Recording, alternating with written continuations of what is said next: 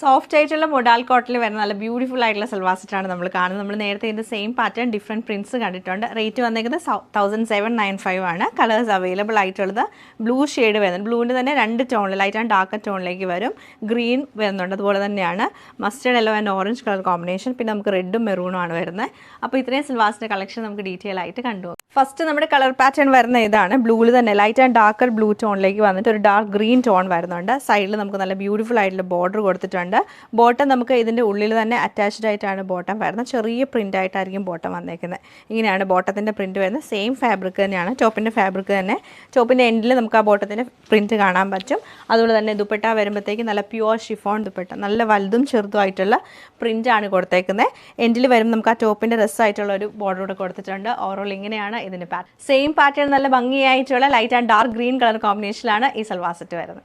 ഇത് നമുക്ക് നല്ലൊരു mustard yellow and orange colour കോമ്പിനേഷനിലാണ് വന്നേക്കുന്നത്. മെറൂൺ ആൻഡ് റെഡ് കളർ കോമ്പിനേഷനിലാണ് ഈ സെറ്റ് നമുക്ക് വരുന്നത്.